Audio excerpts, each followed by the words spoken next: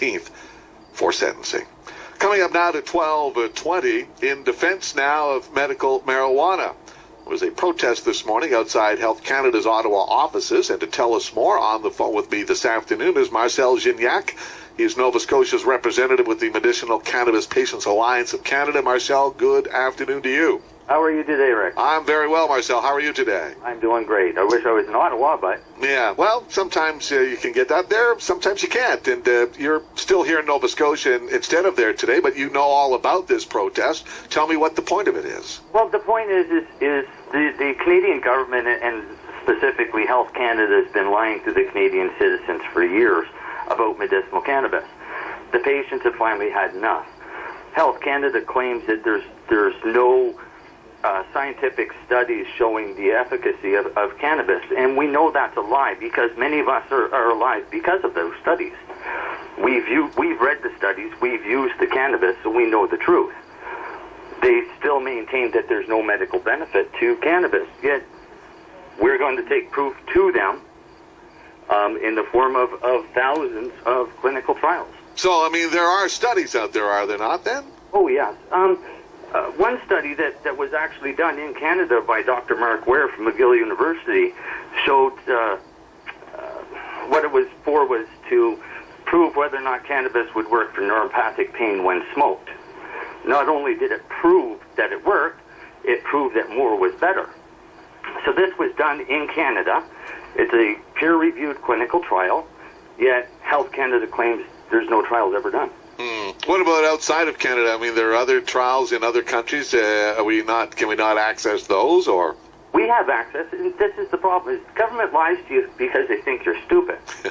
But in this day and age, we have information technology that allows us to see what the actual truth is.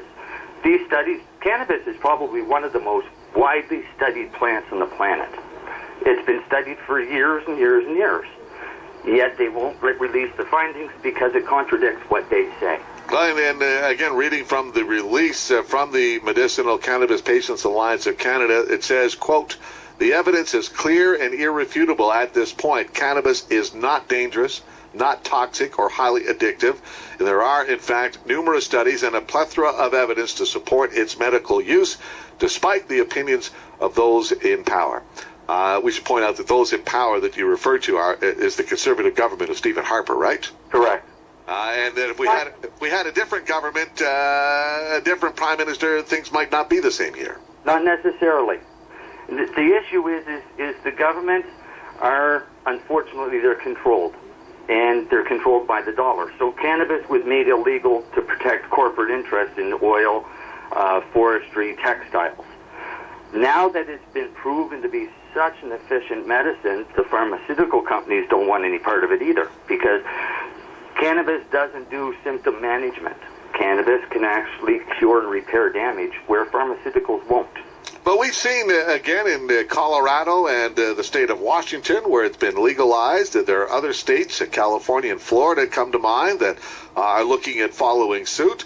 We know that there's pressure here in Canada as well. So isn't it, do you believe, Marcel, that it's just a matter of time before marijuana is legal here in this country?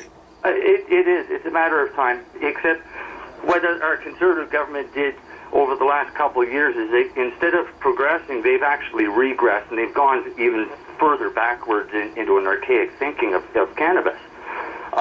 Coming out with minimum mandatory sentencing for having a few plants that aren't going to hurt anybody is just ludicrous. Yeah. Well, you were a user of medicinal marijuana yourself, right? Very much so, yes. And you do smoke a lot. I go through 30 grams a day. That's... The only reason I'm alive is because I use cannabis. I don't use any other medications. Do you mind telling us what your medical condition is? I have a very severe and aggressive form of multiple sclerosis, so I was given less than a year to live. And how long ago was that, Marcel? 2008.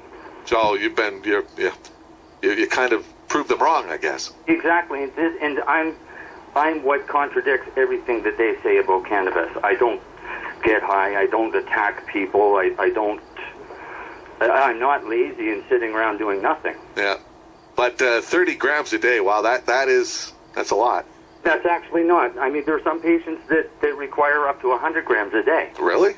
And it's dependent on how you use it. Some people would juice the entire plant. There's no psychoactive component to it when it's juiced because it requires heat to be psychoactive. And they use it, the medicinal benefits of that, as well as the abundant health benefits of juicing a whole plant. But you don't find that smoking 30 grams a day, clouds your mind or makes you kind of dozy or anything along those lines? I wouldn't be able to talk to you doing these interviews if it did. Really? It's been a lifesaver for you. It is. It's the only thing that has kept me alive. Well, let's hope that the march was this morning, I understand, around 11 o'clock Atlantic time outside the Health Canada headquarters in Ottawa. Let's hope they're listening there, Marcel. We know they're listening, but they're still going to ignore us, I'm afraid. It's the Canadian people have to realize that they're being done wrong by their own government. You don't think that, again, if Justin Trudeau gets into power, who's promised to legalize marijuana, you don't think that would change things? It may, if he has a medicinal component which allows patients to grow their own. If he's going to promote a tax and regulate program, much of what the Conservatives are trying to do by bankrupting all of the patients, that's not the answer. The patients have to be able to get their own at their own cost so that they can have the medicine. They can't afford these ludicrous prices, and as well as have it being taxed on top of that. Well, good luck, Marcel, with your efforts. Appreciate you taking a few moments to talk with us. Oh, you're welcome, Rick. Thank you. Have a good day, sir. Bye-bye. Bye-bye. Marcel Gignac is his name, and he, again, is Nova Scotia's representative with the Medicinal Cannabis Patients Alliance of Canada. 12:20.